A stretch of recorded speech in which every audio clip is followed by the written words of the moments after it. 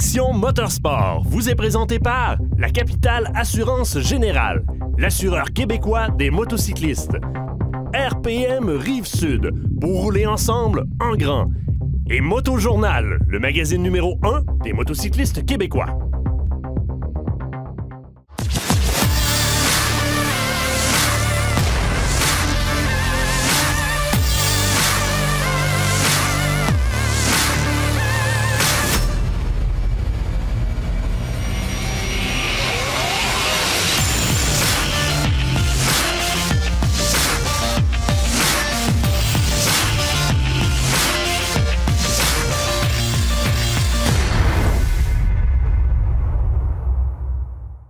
Bienvenue à AMS Moto qui vous parvient en direct de l'atelier des bicycles à gaz Speedbird.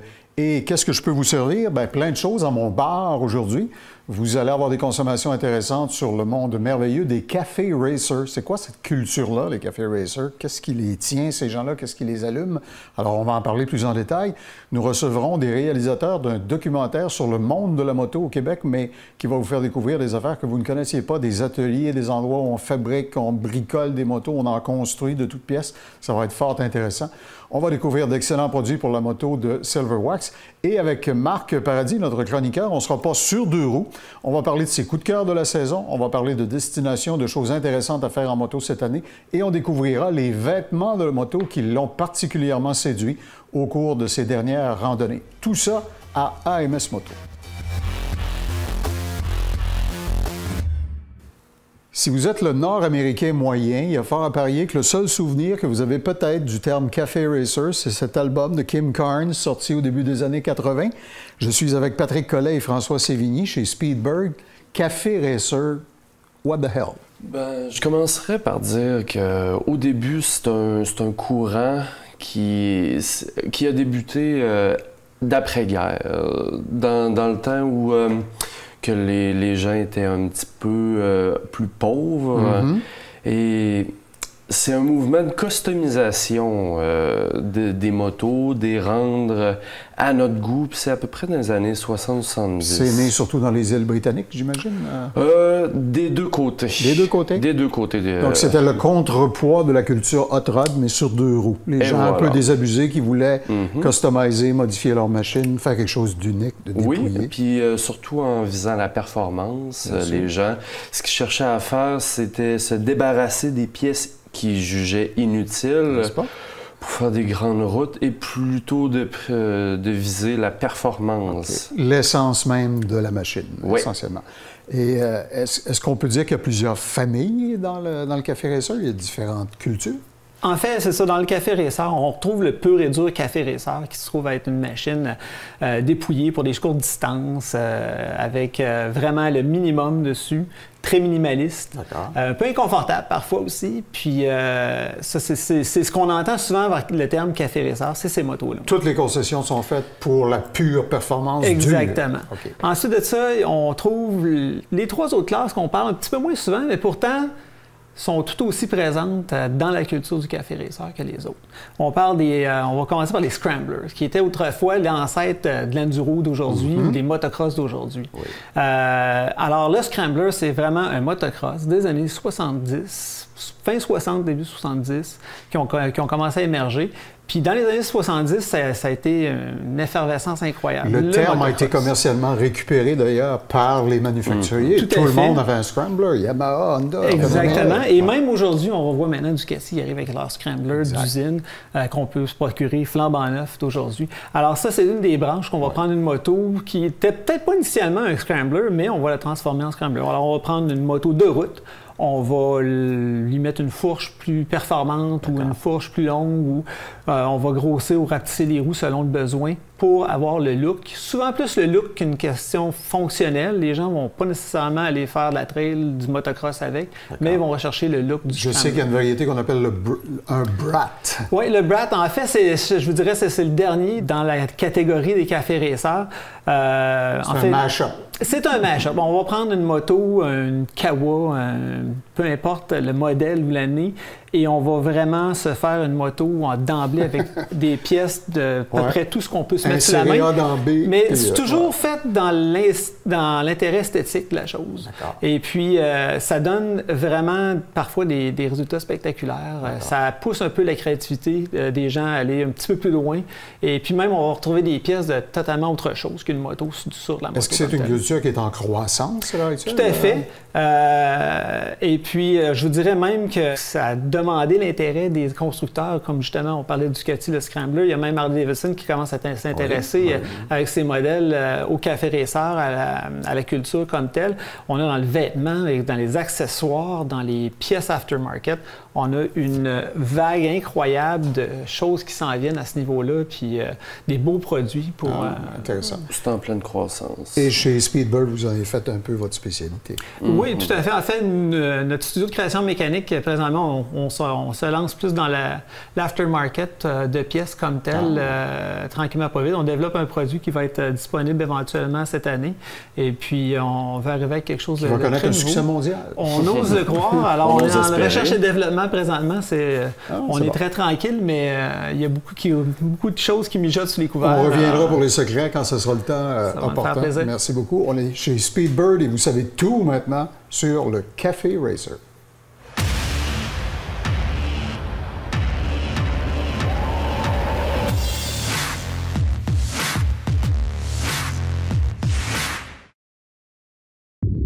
ADM Sport, fier partenaire de AMS Moto.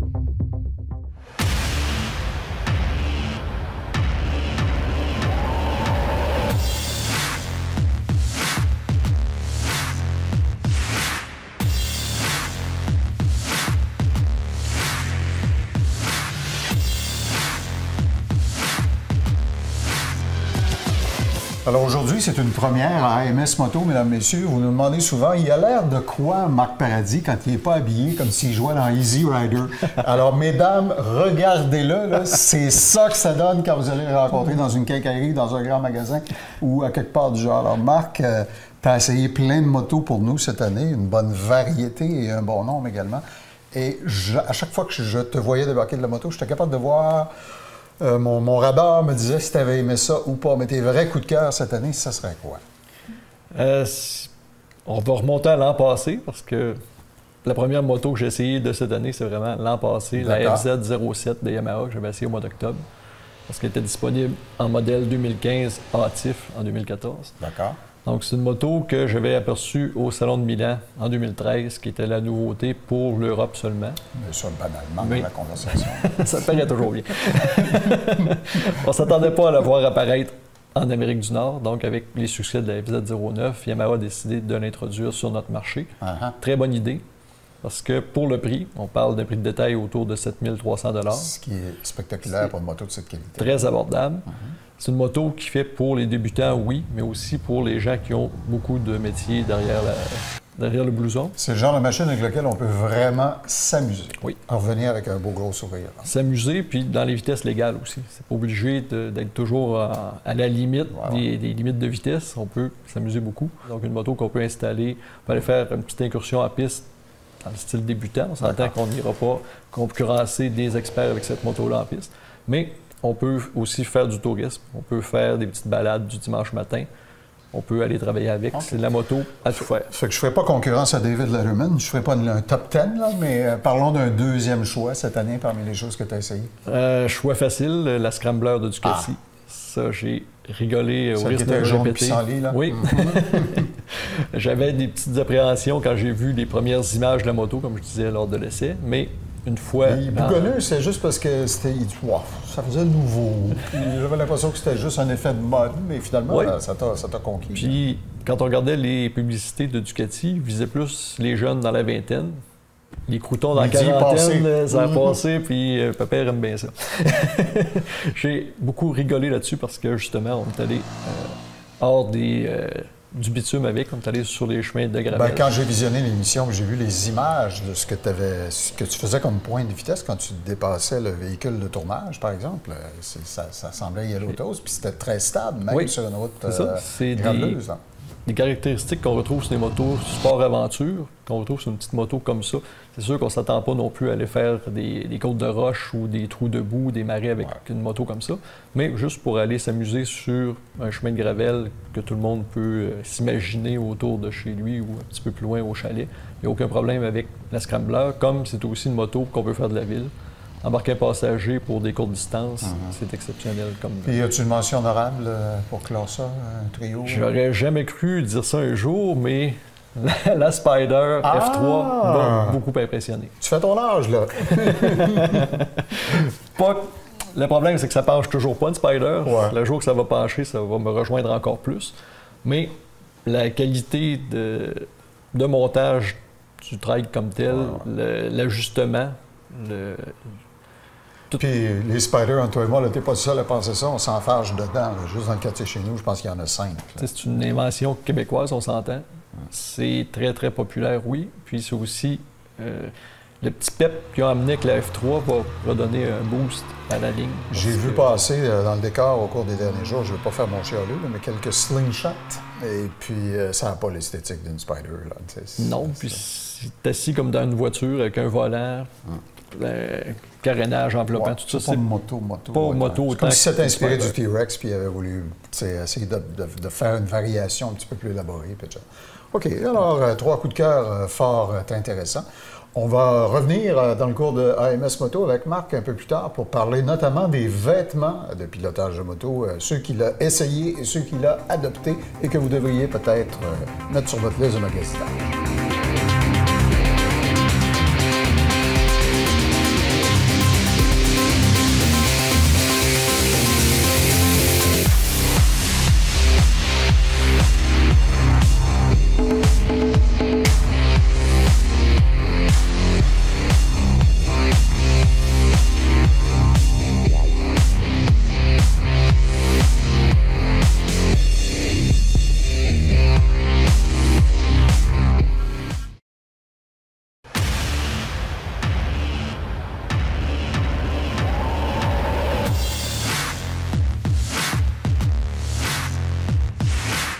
Un motocycliste expérimenté n'est jamais à l'abri de situations inattendues, et ce, même s'il a développé son aptitude à anticiper les risques. Malheureusement, certains dangers de la route surviennent trop rapidement, laissant très peu de temps aux motocyclistes pour réagir. C'est dans ces situations qu'un freinage d'urgence, c'est-à-dire non planifié, peut être nécessaire. Les freins d'une moto sont très puissants. La façon de les utiliser est encore plus importante lors d'un freinage d'urgence. Vous devez concentrer votre attention sur votre freinage et ensuite seulement rétrograder. De plus, si vous appuyez trop fortement sur les freins, il y aura un transfert de poids vers la suspension avant de la moto, ce qui risque de vous faire chuter. Au niveau de l'évitement d'obstacles, la vitesse à laquelle vous roulerez au moment où vous rencontrerez un obstacle sur la route modifiera grandement la façon d'y réagir. Première des choses, plus vous roulez vite, moins vous aurez de temps à réagir de façon sécuritaire face à cet obstacle-là. Dans un deuxième temps, la technique que vous adopterez dépendra énormément de la vitesse adoptée sur la route où se trouve l'obstacle. Dans un premier temps, en bas de 25 km/h, on devra opter pour une manœuvre en contrepoids. Le contrepoids consiste à orienter le guidon du véhicule dans le sens où vous voulez faire tourner ce même véhicule et utiliser votre poids en contrepoids, d'où le nom, pour équilibrer votre moto au moment du virage. Vous effectuerez donc une manœuvre sécuritaire en bas de 25 km/h.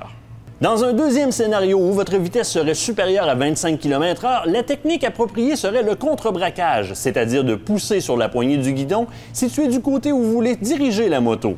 Dans tous les cas, évitez de fixer l'obstacle que vous voulez contourner, dirigez plutôt votre regard vers l'endroit où vous souhaitez diriger la moto. Que vous soyez débutant, intermédiaire ou expérimenté, toutes ces techniques de conduite et bien d'autres sont présentes et bien illustrées dans le nouveau guide « Conduire une moto ». Il serait donc indiqué pour tous les conducteurs de moto de lire cette nouvelle édition. Cette info flash vous a été présentée par la Société de l'assurance automobile du Québec.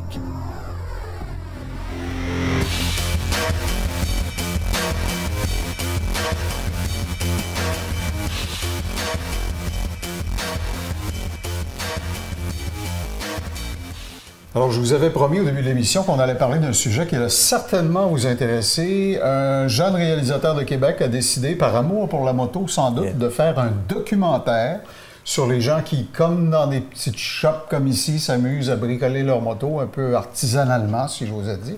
Alors, Youssef Berroir, tu me sembles très jeune. Oui, j'ai 21 ans.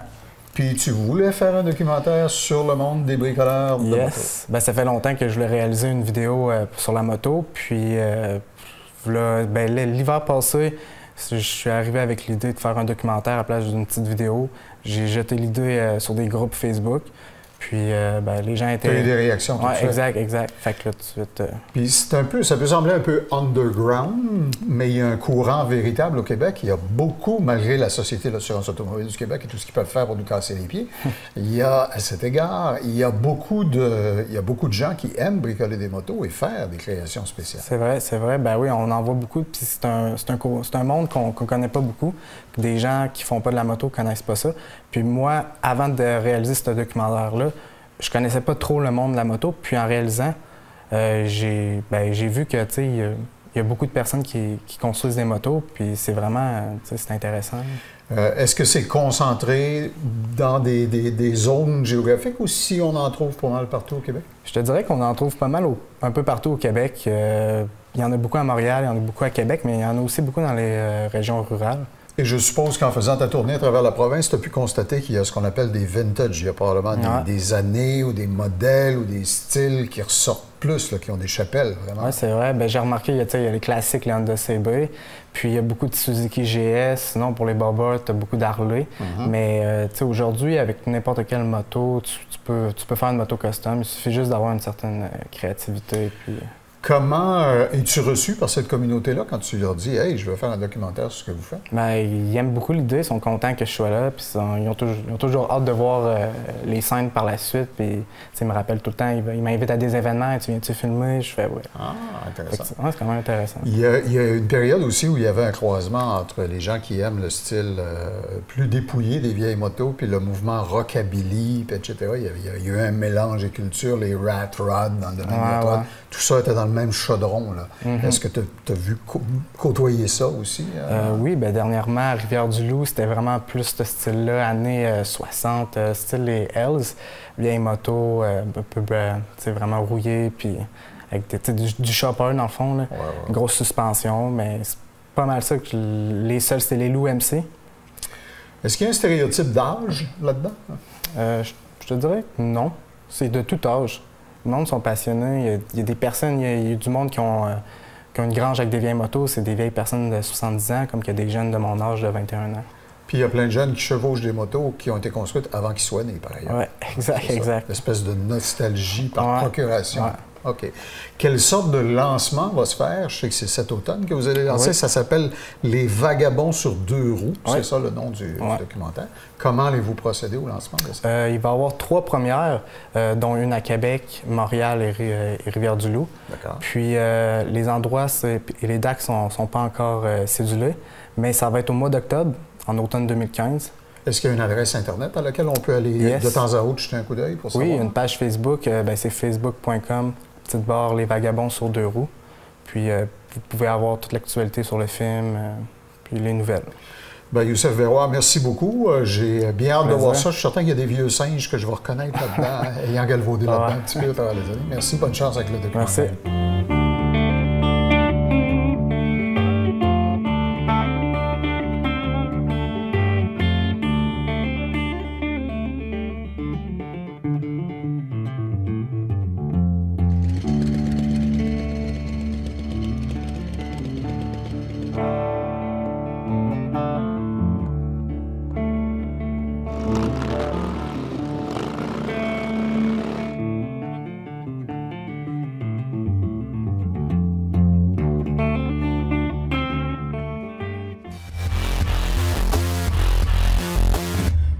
Il y en a certains d'entre vous pour qui laver un véhicule, c'est aussi instinctif que respirer, mais on a la chance d'avoir un docteur en produits ici d'entretien pour les motos. Richard, laver une moto, il y a une méthode, il y a une bonne façon de le faire. Oui, bien, si on veut être efficace puis vraiment la rendre belle facilement, sinon on peut s'éterniser à la laver très longtemps, mais il y a des étapes. La première chose à faire, c'est ceux qui ont une moto à chaîne.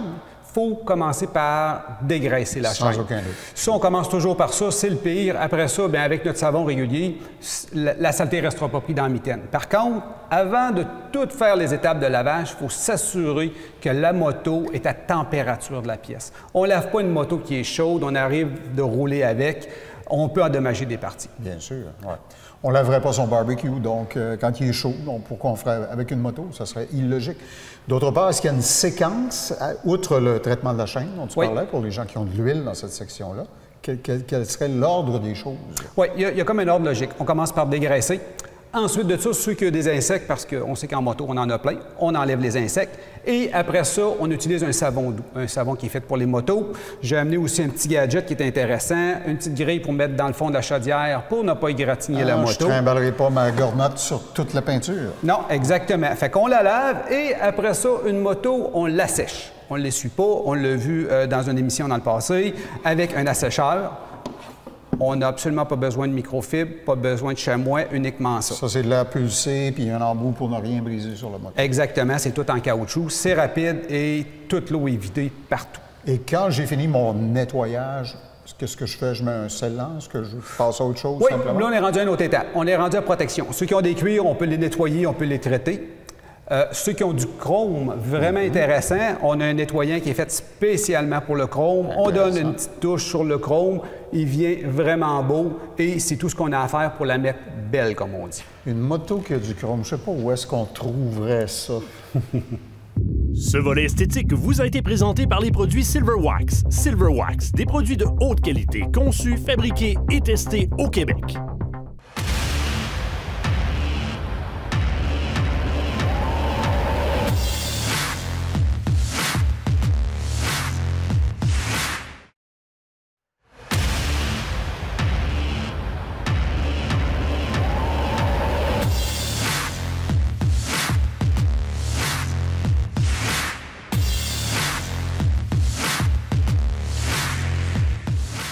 Alors, il y a un grand philosophe qui a déjà dit « Il n'y a pas de mauvaise température, il n'y a que de mauvais équipements pour les affronter. » Et Marc, dans la saison, je sais que tu as testé toutes sortes de choses, tu as accès à des nouveautés par ton travail, bien sûr.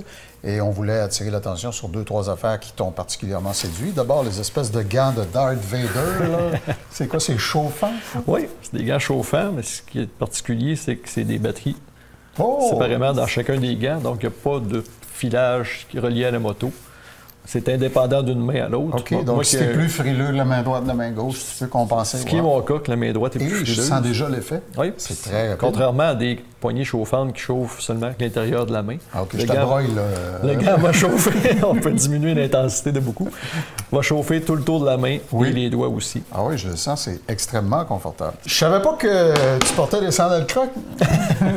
Ça, c'est du Sastec, c'est des protections qui peuvent être retrouvées. Ah, c'est ça qu'il y a dans les manches. Au genou. Ah, OK. C'est ce qui se durcit à l'impact en cognant, soudainement. C'est très souple comme ça. On le cogne, ça durcit. Oh, wow.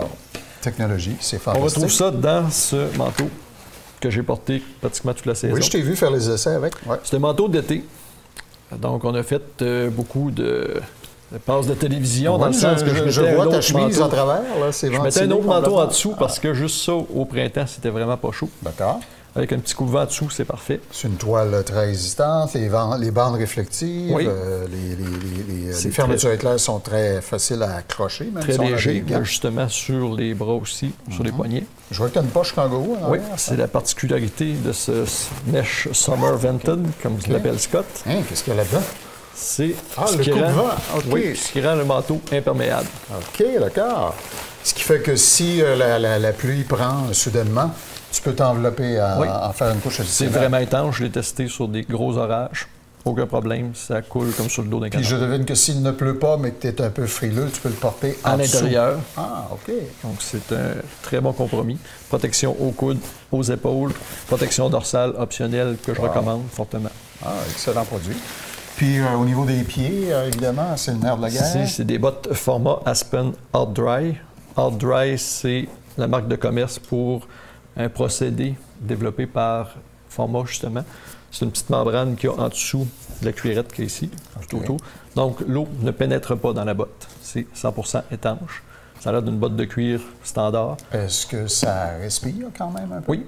Oui. J'ai porté ces bottes-là une journée de temps sans problème. C'est pas... T'arrêtes de faire de la moto, tu te dépêches. Je peux en témoigner, mesdames, messieurs, les manies devant moi, là, puis je suis pas capable de le dire.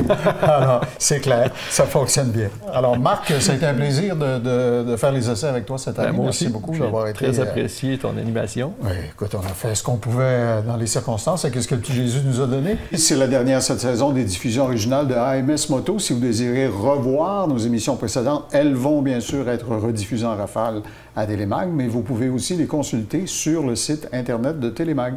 Merci à toute l'équipe. C'est le fun d'en parler, c'est le fun de le regarder, mais c'est également agréable d'être sur deux roues. Profitez-en bien. Bonne saison de moto.